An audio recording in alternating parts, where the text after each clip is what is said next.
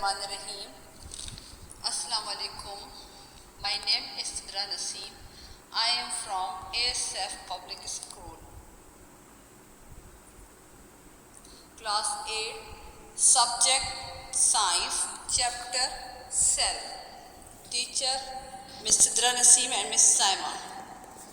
Cell, the fundamental unit of life. Cell क्या है बेटा? सेल ज़िंदगी की बुनियादी इकाई है।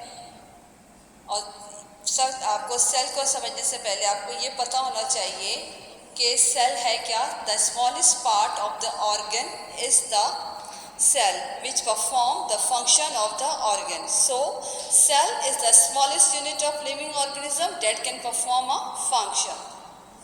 Introduction. Cell is a structural and functional unit of life.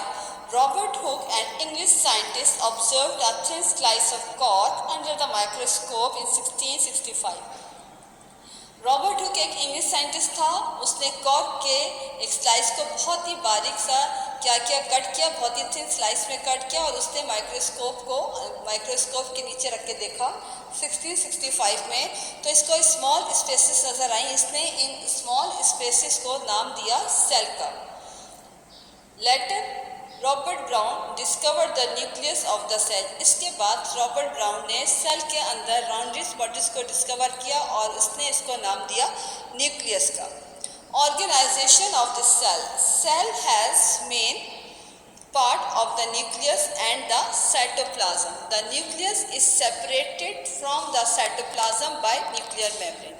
Cell के दो अहम पार्ट होते हैं, मेजर पार्ट होते हैं, न्यूक्लियस और cytoplasm.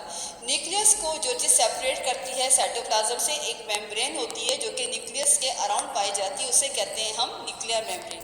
And the cytoplasm is separated from the surrounding fluid by the cell membrane, also called the plasma membrane. इसी तरीके से साइटोप्लाज्म जो है ये सेल का एक बहुत बुनियादी और अहम एक कॉन्स्टिट्यूट है। Cytoplasm is fluid and fills the cell. It is a jelly like substance present between the cell membrane and the nucleus.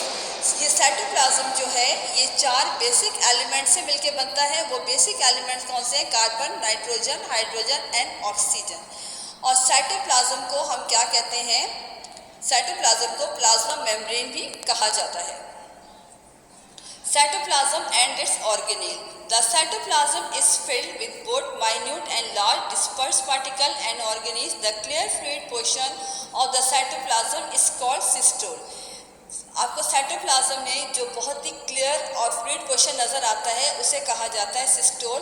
Cytoplasm के बहुत सारे ऑर्गेनील्स होते हैं, लेकिन इसमें से जो 5 ऑर्गेनील्स हैं वो आपको मेन बताए जा रहे हैं। सबसे पहला है एंडोप्लाज्मिक रेटिकुलम। एंडोप्लाज्मिक रेटिकुलम का बेसिकली काम क्या होता है? ये प्रोटीन की सिंथेसिस कर रहे होते हैं और ये पाया जाता है यूकैरियोटिक सेल्स में पाया जाता है। इसके बाद है गोल्जी एपरेटस। गोल्जी एपरेटस का इसका काम क्या है? गोल्जी एपरेटस का काम क्या है? They are modified and packaged into vessels. ये प्रोटीन की तैयारी कर रहे होते हैं और जहाँ पे भी प्रोटीन की रिक्वायरमेंट होती है ये वहाँ पे प्रोटीन को क्या करते हैं? ट्रांसफ़र कर देते हैं। बेसिकली इनका काम क्या होता है? ट्रांसपोर्टेड का काम होता है, प्रोटीन के ट्रांसपोर्ट कर होते हैं। फिर है माइटोकॉन्ड्रिया। माइटोकॉन्ड्रिया को क्या कहा जाता है? इसको सेल का पावर हाउस कहा जाता है, क्योंकि सेल की तमाम एक्टिविटी को ये कंट्रोल कर रहा होता है। कौन कंट्रोल कर रहा होता है? माइटोकॉन्ड्रिया कंट्रोल कर रहा होता है। इसलिए इसको कहा जाता है कि ये सेल का क्या है? ये सेल का पावर हाउस है। इसके बाद क्या है? न्यूक्लियस। न्यूक्लियस जो है ये प्लांट सेल में भी पाया जाता है और एनिमल सेल में भी पाया जाता है।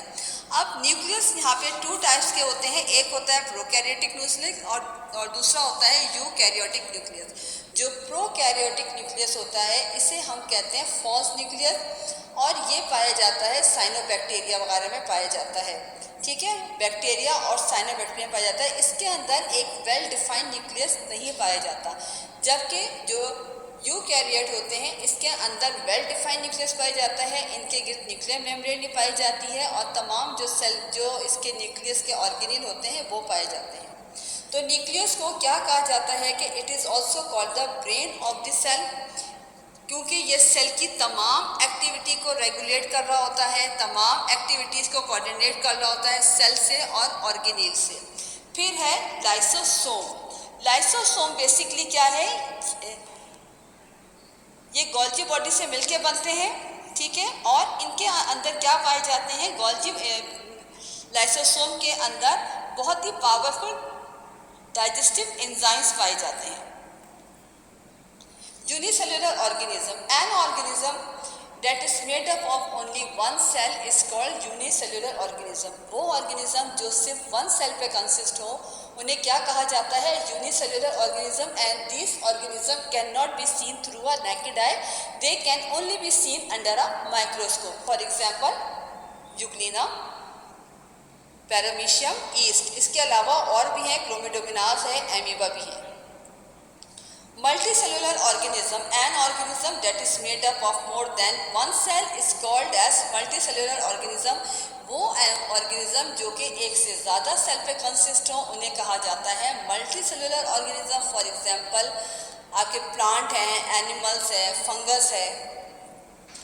Plant cell, animal cell. Animal cell are very similar to plant cell except for the following major difference. Plant और एनिमल सेल तकरीबन एक जैसे होते हैं, लेकिन इनके अंदर कुछ डिफरेंसेस पाए जाते हैं। For example animal cell do not contain chloroplast. अब बेटा प्लांट सेल के अंदर प्लास्टिड पाए जाते हैं। अब प्लास्टिड जो है वो 3 टाइप्स के होते हैं। कौन कौन से होते हैं, क्लोरोप्लास्ट, क्रोमोप्लास्ट एंड ल्यूकोप्लास्ट, ठीक है। क्योंकि प्लांट जो है वो अपना फूड खुद प्रिपेयर करते हैं by the process of photosynthesis, but the animal cannot be prepare food, they depend upon readymade food. Animal cell are not surrounded by cell wall. Animal cell के अंदर cell wall नहीं पाई जाती। Animal cell के अंदर क्या पाया जाता है, सेल मेम्ब्रेन पाई जाती है जो कि प्रोटीन और लिपिड से मिलकर बनती है। जबकि प्लांट सेल के अंदर क्या पाई जाती है, सेल वॉल पाई जाती है जो कि सेलुलोज से मिलकर बनती है। The vacuole in plant are much larger than those of animal cell। अब वैक्यूल्स जो हैं वो कहाँ पाए जाते हैं, प्लांट सेल में भी पाए जाते हैं और एनिमल सेल में भी पाए जाते हैं। लेकिन एनिमल सेल्स के अंदर बहुत सारे वैक्यूल्स पाए जाते हैं, जबकि प्लांट सेल के अंदर एक बड़ा लार्ज वैक्यूल पाया जाता है। ये डिफरेंस है प्लांट और एनिमल सेल के अंदर। बेटा ये डायग्राम है प्लांट सेल की, एनिमल सेल की। ओके, अल्लाह हाफिज़, गुड बाय।